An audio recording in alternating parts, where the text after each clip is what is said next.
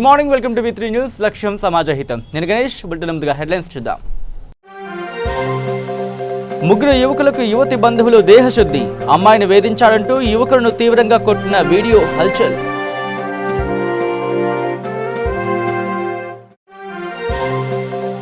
రంగారెడ్డి జిల్లా మహేశ్వరం శ్రీశైలం రహదారిపై ఘోర రోడ్డు ప్రమాదం. ఒకరి పరిస్థితి విషమం, ఆసుపత్రికి తరలింపు. కేసు నమోదు చేసుకుని దర్యాప్తు చేస్తున్న పోలీసులు.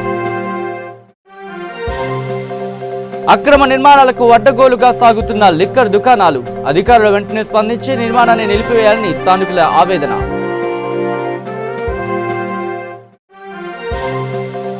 తిరుమలలోని ధర్మగిరిపై వేద విజ్ఞాన పీఠం 127వ స్నాతకోత్సవం. ఉత్తీర్ణులైన 31 మంది వేద విద్యార్థులకు యోగ్యతా పత్రాలు. ఓ యువతిని వేధించాలంటూ అమ్మాయి తరపు బంధువులు ఆ అబ్బాయికి దేహశుద్ధి చేశారు. ఈ సంఘటన ప్రకాశం జిల్లాలో చోటు చేసుకుంది.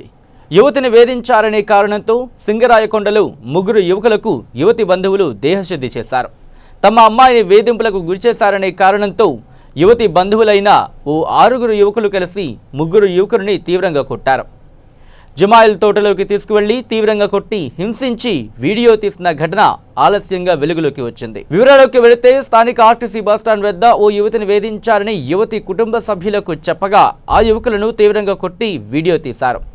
ఆ వీడియో కాస్త సోషల్ మీడియాలో హల్చల్ చేయడంతో కేసు నమోదు చేసి పోలీసులు దర్యాప్తు చేస్తున్నారు.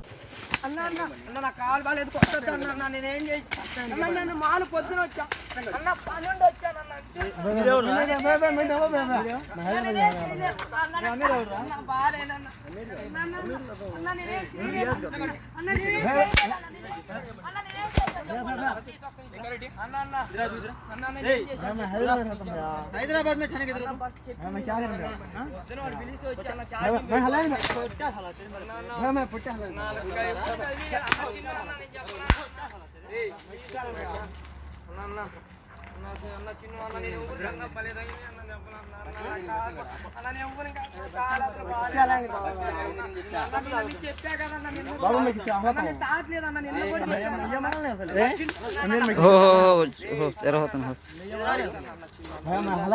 वो गान फोड़ता सामने गया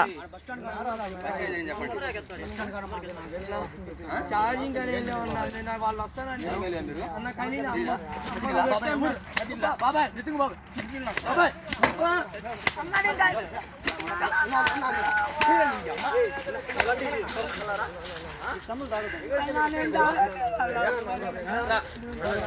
నన్ను తాగ అన్న తెలిపి అన్న తాగుతున్నాను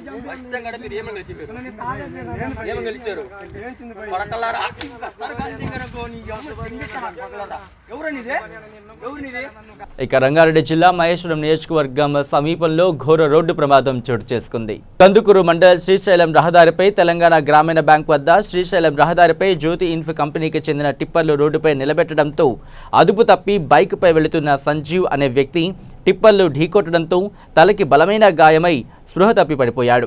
పరిస్థితి విషమించడంతో స్థానికులు వెంటనే 108కి కాల్ చేయగా వెంటనే హైదరాబాద్ ఆసుపత్రికి తరలించడం జరిగింది. సమాచారం అందుకున్న పోలీసులు వెంటనే స్థలానికి చేరుకొని కేసు నమోదు చేసుకుని దర్యాప్తు చేస్తున్నారు.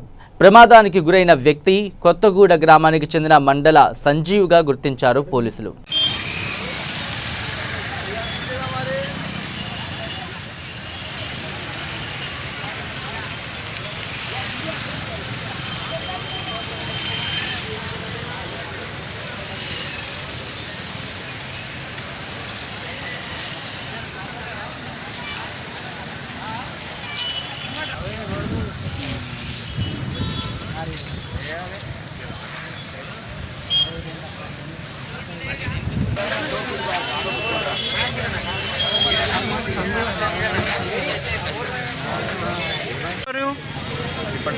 ఏ ట్రిప్పర్ ఈ ట్రిప్పర్ లాగేనా నీకు వచ్చి కుదిండి ఆయన ఓకే నిన్న వచ్చి గుద్ది ఆడ పడిపోయింది ఓకే ఇంకా ఈ టిప్పర్ల డ్రైవర్ అని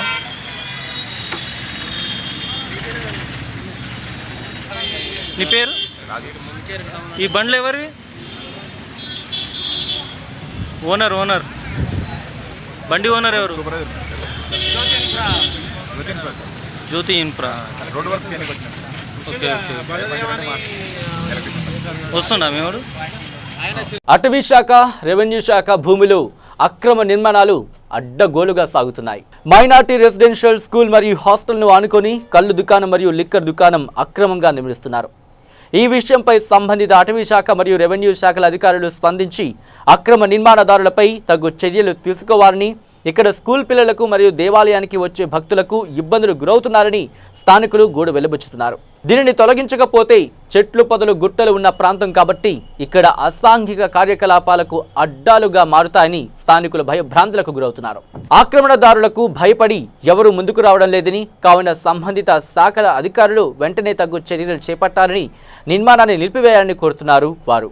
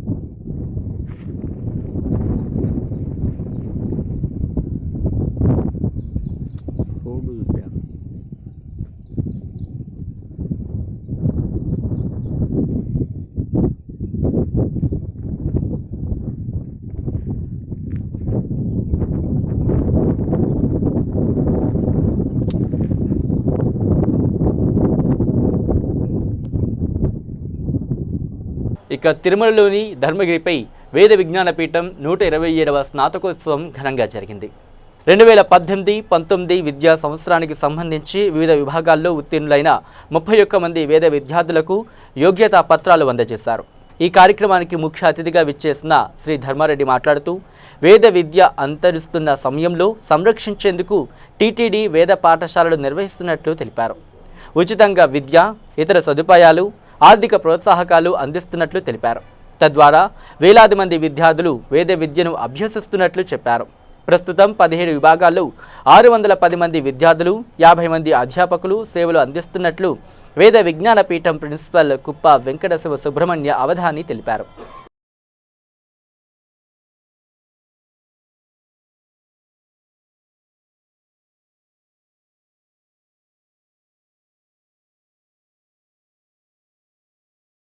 ఇక రాజన్న సిరిసిల్ల జిల్లాలోని కొనరావుపేట మండల కేంద్రంలో గత వారం రోజులుగా కురుస్తున్న ముసురు వర్షాలకు రసరాములు విజయ్ ఇల్లు కూలిపోవడం జరిగింది. వారు రాత్రిపూట నిద్రిస్తున్న సమయంలో ఇల్లు కూలడంతో నిద్రిస్తున్న కుటుంబం స్వల్ప గాయాలతో బయటపడ్డారు.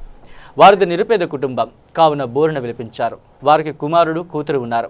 ఈ విషయం తెలుసుకున్న గ్రామ సర్పంచ్ సంఘటనా స్థలానికి చేరుకుని వారిని ఓదార్చి తగిన సహాయం చేస్తామని, ఈ విషయాన్ని ఎమ్మెల్యే దృష్టికి తీసుకువెళ్తామని, తగిన సహాయం అందేలా చేస్తామని హామీ ఇచ్చారు.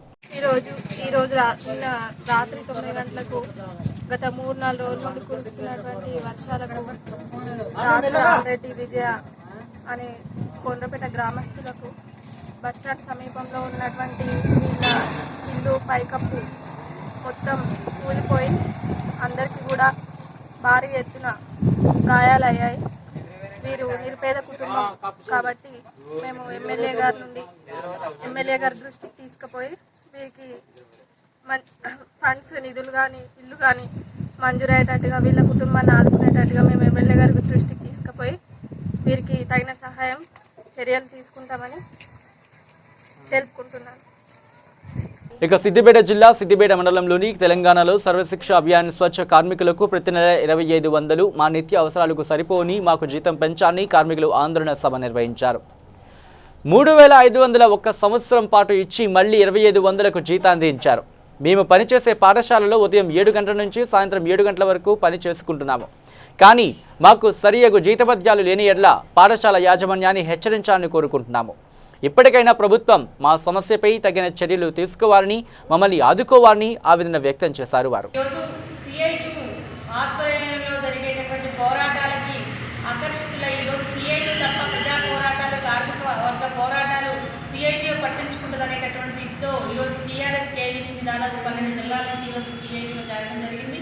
ముఖ్యంగా ఇది రాష్ట్ర వ్యాప్తంగా 30,000 మంది స్వచ్ఛ కార్మికులు ఉంటారు.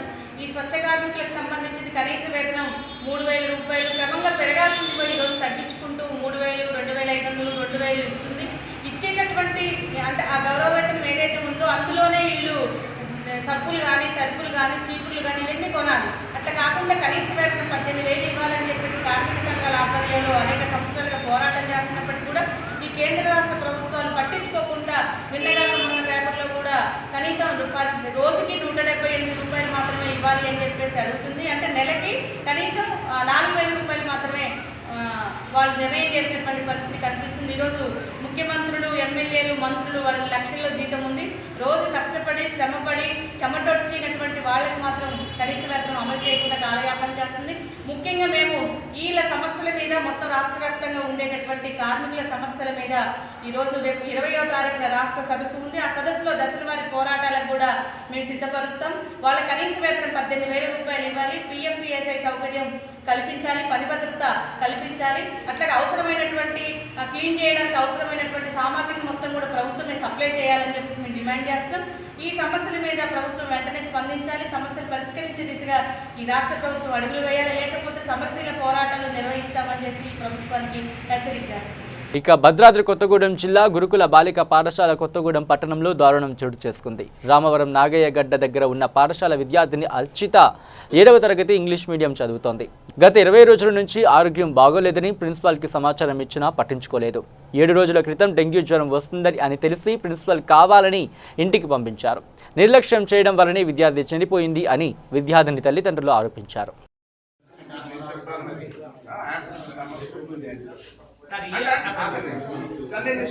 ఇక నారాయణపేట జిల్లా మక్తల్ ప్రాంతం మక్తల్ అసెంబ్లీ నియోజకవర్గంలో కూరగాయల మార్కెట్ చిన్నపాటి వర్షానికి బురదమయమైంది. మక్తల్ కూరగాయల మార్కెట్కు దాదాపుగా 45 గ్రామాల నుంచి కూరగాయలు తీసుకువచ్చి ఇక్కడ అమ్మడం జరుగుతుంది. కానీ ఇక్కడ మార్కెట్ అధ్వాన పరిస్థితి చూసి కూరగాయలు అమ్మేవారు, అటు కూరగాయలు కొనుక్కునేవారు స్థానిక అధికారుల మీద, ప్రభుత్వం మీద దుమ్మెత్తిపోస్తున్నారు. ఎంతమంది పాలకులు మారినా కూరగాయల మార్కెట్ యార్డ్ పరిస్థితి మారకపోవడం శోచనీయమని పలువురు వాపోతున్నారు. ఈ బురదలో కూరగాయలు కొనేవారు ఇతర రోగాలకు కూడా గురయ్యే అవకాశం ఉందని పలువురు నగరవాసులు ఆవేదన వ్యక్తం చేస్తున్నారు.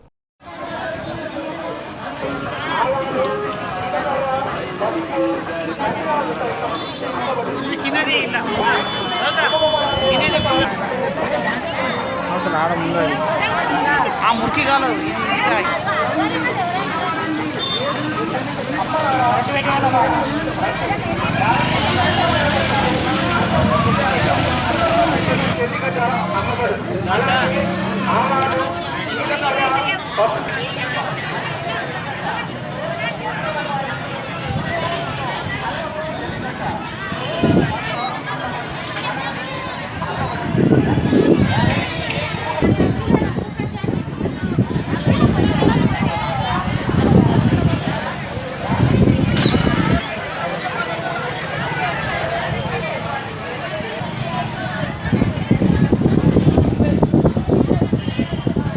ఇజ్రాయెల్ పర్యటనలో హతేరా నగరంలోని డిలాసినేషన్ ప్లాంట్ను ముఖ్యమంత్రి వైఎస్ జగన్మోహన్ రెడ్డి సందర్శించారు. సముద్రపు నీటి నుంచి సాల్ట్ని తొలగించి సాగునీరుగా శుద్ధి చేసే ప్రక్రియ డిసాలిటేషన్, దాని పెట్టుబడి నిర్వహణ వివరాలను సీఎం వైఎస్ జగన్మోహన్ రెడ్డి అడిగి తెలుసుకున్నారు. శుద్ధి చేసిన నీటిని రుచి చూసి నాణ్యతను ముఖ్యమంత్రి ప్రశంసించారు.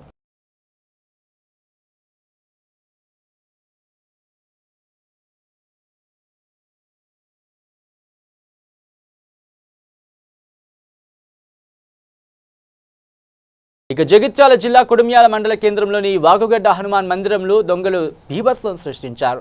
దొంగలు హుండీని పగలగొట్టి నగదును అపహరించారు. రోజువారీ కార్యక్రమాలు చేయడం కోసం అర్చకులు ఉదయం 6 గంటలకు వచ్చి తాళం తీసి చూడగానే తాళం పగలగొట్టిన విషయాన్ని గ్రహించి ఆలయ సిబ్బందికి ఫోన్ ద్వారా విషయం తెలుపగా వారు పోలీసులకు ఫిర్యాదు చేశారు. హుండీలో 10,000 వరకు నగదు ఉండవచ్చని తెలిపారు. గత 2 సంవత్సరాల క్రితం కూడా ఈ ఆలయంలో హుండీని దొంగలు పగలగొట్టారని తెలిపారు. ఎస్ఐ శివకృష్ణ కేసు నమోదు చేసుకుని దర్యాప్తు చేస్తున్నామని, తప్పకుండా నిందితులని పట్టుకుంటామని తెలిపారు.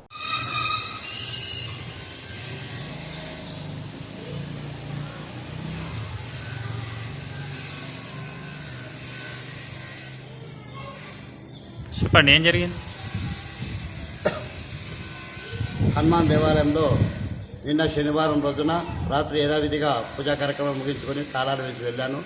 తిరిగి ఆదివారం ఉదయం 6 గంటలకు వచ్చే వరకు తాళం పగలగొట్టి ఉంది.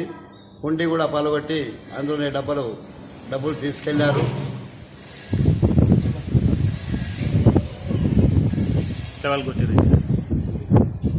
హుండీ పగలగొట్టి అందులోని డబ్బులు తీసుకెళ్లారు. అందరికీ సమాచారం ఇచ్చి పోలీసు వారికి కూడా సమాచారం ఇచ్చాము. వాళ్ళు కూడా వచ్చి చూసుకొని వెళ్ళారు.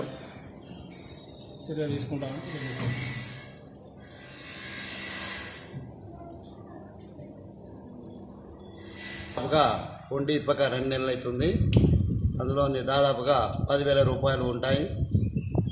అందరికీ తెలియపరచడం జరిగింది. అందరూ కూడా ఇక బులెటిన్ ముగించేందుకు హెడ్లైన్స్ మరోసారి చూద్దాం.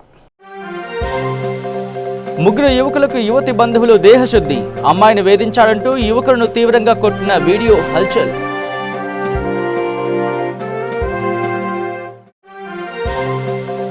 రంగారెడ్డి జిల్లా మహేశ్వరం శ్రీశైలం రహదారిపై ఘోర రోడ్డు ప్రమాదం. ఒకరి పరిస్థితి విషమం, ఆసుపత్రికి తరలింపు. కేసు నమోదు చేసుకుని దర్యాప్తు చేస్తున్న పోలీసులు. అక్రమ నిర్మాణాలకు అడ్డగోలుగా సాగుతున్న లిక్కర్ దుకాణాలు, అధికారులు వెంటనే స్పందించి నిర్మాణాన్ని నిలిపివేయాలని స్థానికుల ఆవేదన.